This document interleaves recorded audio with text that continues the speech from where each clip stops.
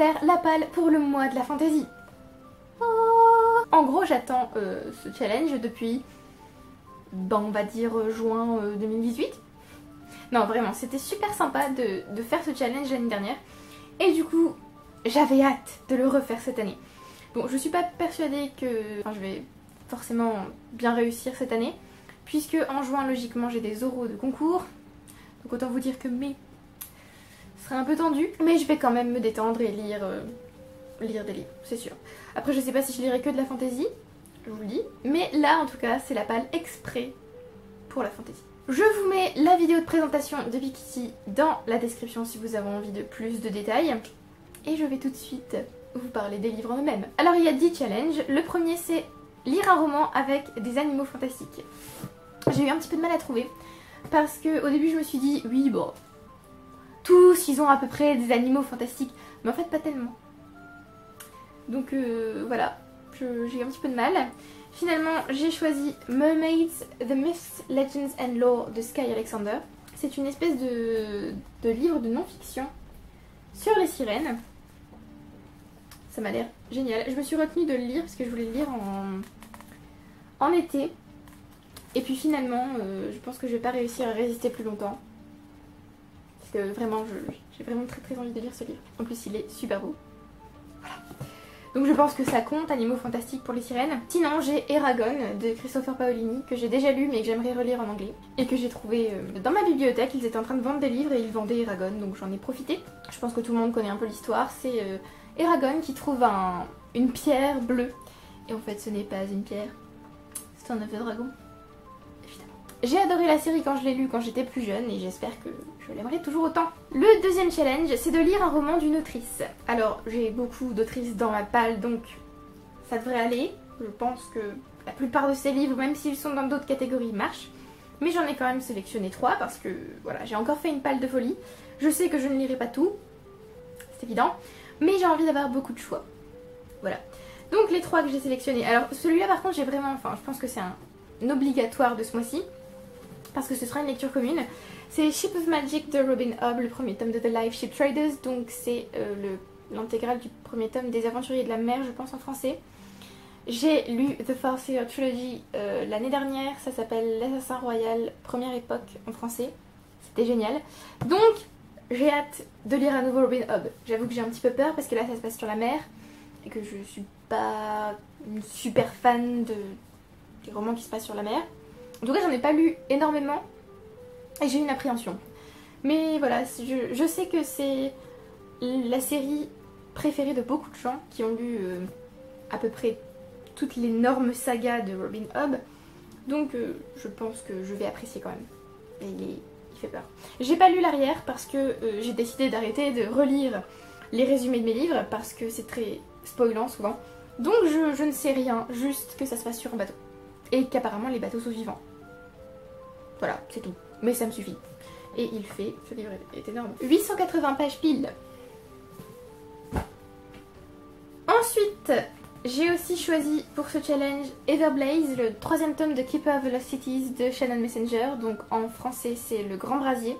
Gardien des Cités Perdues, tome 3. Le Grand Brasier. Les livres en anglais sont moins chers en fait que les livres en français, donc je vais poursuivre la série en VO. J'ai beaucoup aimé les 2 premiers tomes, mais le deuxième un peu moins que le premier quand même, donc j'espère que celui-là sera encore meilleur. Et c'est aussi une belle petite brique de plus de 600 pages. Pour ceux qui ne connaissent pas la série, on va suivre Sophie dans le premier tome. Elle n'est pas comme les autres humains et en fait elle va se rendre compte qu'elle n'est pas du tout humaine et elle va entrer dans son véritable monde, on va dire. On a ensuite Les Rumeurs d'Issar, tome 1, Le Talisman perdu de Marie Caillé, qui sera normalement une lecture commune avec Salomé. Alors, je ne me souviens plus tellement du résumé, mais je n'ai pas envie de le relire. Je sais juste que ça concerne les signes astrologiques et que le lion a disparu, si je ne m'abuse. Voilà, c'est tout ce que je sais, mais ça me suffit. Et j'aime beaucoup aussi le fait qu'il y ait les signes astrologiques.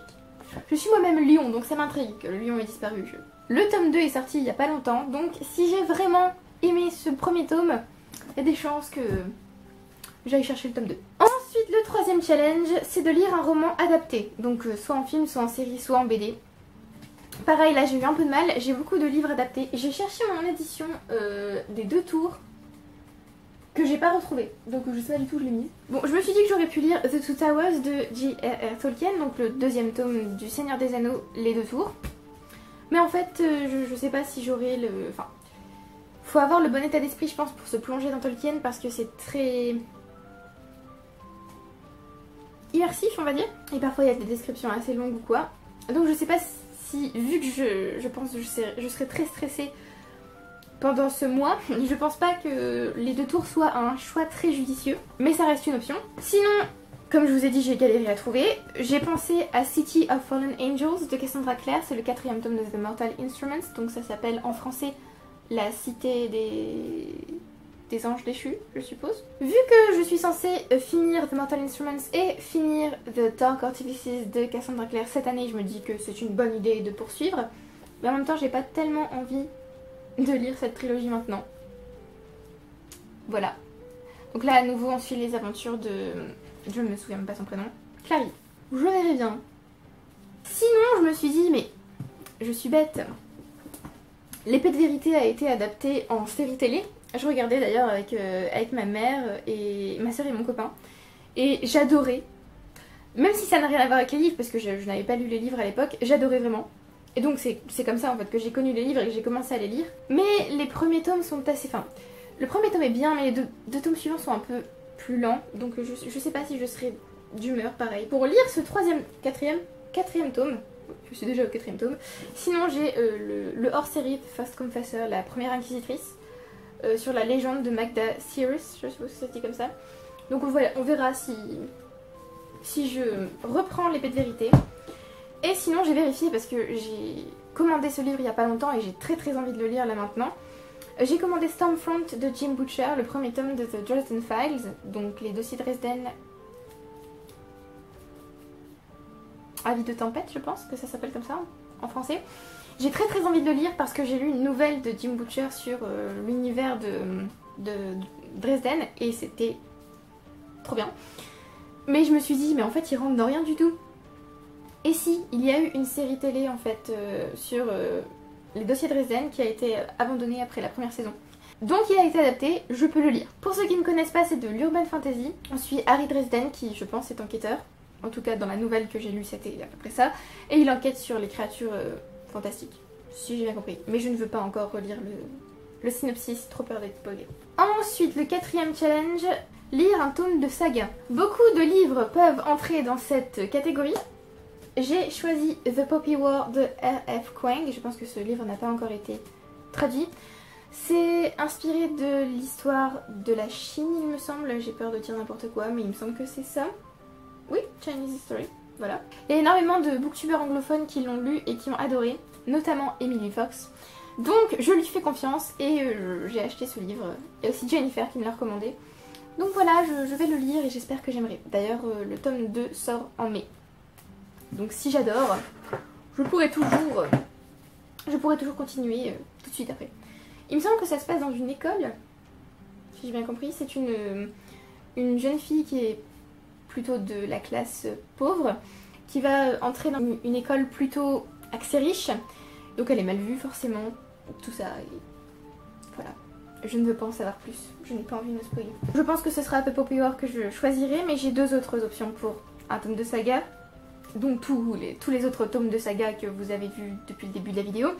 J'ai aussi Métamorphose tome 1 Féline de Lily Sébastien qui était un service presse et qu'il faut que je lise quand même à un moment donné. Mais j'avoue que la typographie me semble très serrée et ça me fait un petit peu peur. Il me semble que c'est une histoire de métamorphe. Ça a l'air sympa. Et on a aussi Waylander de David Gemmell. C'est un livre qui rentre dans la grande série Légende, il me semble. Je crois. Et apparemment on peut lire Waylander avant de lire Légende. Ou Drus la légende. Ou Draenei. Mais en tout cas j'ai ce tome là, donc je lirai celui-là. Voilà. Il m'a été offert par Gabi d'ailleurs. Ce sera le premier livre de sa palle que je lirai. Parce que je suis quelqu'un d'horrible et que je n'ai pas encore commencé à lire les livres de sa palle. Voilà. Je ne peux pas trop vous parler de ce livre parce que je n'ai pas relu l'arrière et que je ne veux pas le faire. Voilà. Mais il me semble que c'est classé dans la High Fantasy. Le 5e challenge, c'est de lire un roman francophone. J'ai choisi Le Puits des Mémoires, tome 1, La Traque de Gabriel Katz. Pareil, je ne veux pas relire le synopsis, je n'ai pas envie de potentiellement me faire spoiler. J'ai très envie de découvrir Gabriel Katz. Et ce sera normalement une lecture commune avec Salomé et Marie. J'ai une deuxième option pour ce challenge, L'Enchanteur de René Barjavel, parce que ça fait un moment que je dois le lire et qu'il est toujours là. Voilà, c'est une réécriture du mythe de Merlin, il me semble. Non, je ne relirai toujours pas à l'arrière. Et voilà, je suis intriguée. J'ai lu mon premier Barjavel cette année et c'était franchement pas mal, donc j'aimerais poursuivre. Le challenge numéro 6, c'était de lire un roman qui est choisi par quelqu'un d'autre. Donc j'ai demandé à Salomé de choisir pour moi et elle a choisi A Court of Thorns and Roses de Sarah J. Maas. En français, c'est Un palais d'épines et de roses, il me semble. C'est une réécriture assez libre apparemment de La Belle et la Bête, avec des fées, si j'ai bien compris. Non, ne pas relire l'arrière. En tout cas, cette édition est super belle. Voilà, le résumé, il y a juste une phrase que je vous lis. Elle a volé une vie, maintenant elle doit payer avec son cœur. Je sens la romance. Bon, alors beaucoup m'ont prévenu que je risquais de ne pas aimer le premier tome, mais que j'allais adorer le tome 2 que j'ai là-bas. Donc j'espère que c'est vrai. Parce que j'ai vraiment très envie d'aimer cette série. Je sais pas pourquoi. Donc j'espère que j'aimerai ce premier tome. Mais celui-là est pas très long, par contre le tome 2... Ensuite, le 7ème challenge, c'est de lire un pavé, donc un livre d'au moins 500 pages. Et j'ai choisi The Name of the Wind de Patrick Rothfuss, Le nom du vent, le premier tome de la série qui s'appelle Les Chroniques du tueur de roi, il me semble. En anglais, The King Killer Chronicles. Je dois aussi le lire en lecture commune. J'ai hâte. Parce que depuis, j'ai regardé des petites listes, genre les meilleurs romans fantasy, les meilleures séries fantasy, machin. Qu'est-ce que j'ai regardé aussi comme liste? Les meilleures écoles magiques aussi. Et The Name of the Wind était dans toutes les listes. Donc voilà, ça m'a vraiment donné très envie de le lire. Ce que j'aime bien avec ce livre, c'est qu'apparemment les chapitres sont très courts. Top. Ensuite, le 8ème challenge, c'est de lire un livre avec du bleu sur la couverture. J'ai le choix entre deux livres, The Light Fantastic de Terry Pratchett, le 2e tome de ses Annales du Disque Monde. En français, il me semble que ça s'appelle le 8e Sortilège. J'ai commencé cette série il y a très longtemps et je n'ai toujours pas continué. J'avais dit que j'allais acheter un tome par mois et que j'allais lire un tome par mois l'année dernière, j'ai dit ça. Et je ne l'ai pas fait, donc voilà. Donc j'espère que le tome 1 sera assez frais dans ma tête pour poursuivre. Enfin, la deuxième possibilité, c'est Elana, tome 2, L'envol de Pierre Bottero, dans sa série Le Pacte des Marchombres. Et j'avais très envie de finir la trilogie, mais on m'a conseillé quand même de lire Ewilan avant, parce que ça spoilait. En tout cas, le dernier tome du Pacte des Marchombres spoil Ewilan. Donc je lirai le tome 2, je lirai ensuite Ewilan, puis le tome 3. Voilà, alors, je ne sais pas trop comment vous résumer ça. En gros, on suit Elana. Et voilà. Je vous avoue que j'ai un peu... Enfin, mes souvenirs du tome 1 sont un peu flous, je l'ai lu il y a un moment. Mais j'avais quand même bien aimé. C'était pas un énorme coup de cœur, mais c'était pas mal. Surtout que c'était mon premier Pierre Bottero quand même. Et oui, je n'avais jamais lu Pierre Bottero avant de lire Elana. Il y a 1 an ou 2. Je suis géniale. Ensuite, le 9ème challenge, c'est de lire une relique de Tapal. Alors, j'ai cherché les reliques de Mopal. Et j'ai trouvé Les Chroniques d'Ambre. Ce livre est dans ma palle depuis 2014. Tout va bien. Alors, vous me direz que je l'ai commencé, hein, j'ai lu les 2 premiers tomes. Mais enfin bon, pour un livre qui est là depuis 2014, j'ai quand même commencé à le lire l'année dernière. Oui, bien sûr, génial, super. Donc, je lirai au moins un tome des Chroniques d'Ambre, qui ne s'appelle pas les Chroniques d'Ambre d'ailleurs, ça s'appelle Les Cycles des Princes d'Ambre. Donc je lirai un tome de cette série en mai, histoire d'avancer dans cette brique qui fait 1258 pages. Oui. J'avoue que je suis un petit peu perplexe en fait avec ce livre, parce que il m'a été conseillé par mon prof de philo de terminale, je m'en souviens, donc en 2013. Et dès que j'ai commencé à lire en anglais, j'ai acheté cette brique en me disant oh mais je me souviens, il m'avait conseillé ça si j'aimais le Seigneur des Anneaux. Voilà, donc en gros si j'aimais la fantasy, il m'avait conseillé ça. Et oui, c'est bien, mais je sais pas, il y a quelque chose qui ne fonctionne pas tout à fait avec moi. J'espère que ça passera mieux avec les tomes suivants. Et enfin, le 10e challenge, c'est de lire le dernier roman fantasy arrivé dans ta palle. Pour l'instant, le dernier roman fantasy arrivé dans ma palle, c'est Le Serment de l'Orage de Gabriel Katz. Mon tout premier service presse avec Brajlon.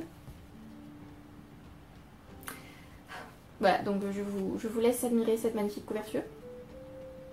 Encore une fois, je n'ai pas envie de relire le synopsis, mais quand je l'ai lu, je me suis tout de suite dit mais ça a l'air trop bien. Je sais qu'il y a 7 chevaliers, et je sais qu'il y a une histoire de diable, il me semble. Mais voilà, j'ai pas envie d'en savoir plus. J'ai très envie de lire ce livre. Depuis qu'il est arrivé, il est arrivé hier. Depuis qu'il est là, je le garde près de moi. Je suis là, j'ai envie de te lire. Oh là là. Si un autre roman fantasy n'arrive pas entre temps, c'est lui le dernier. Mais de toute façon, je le lirai au mois de mai, c'est sûr. Voilà, donc c'est tout pour ma palle pour le mois de la fantasy. Comme je vous l'ai dit, il y a énormément de livres, mais je sais que je ne lirai pas tout.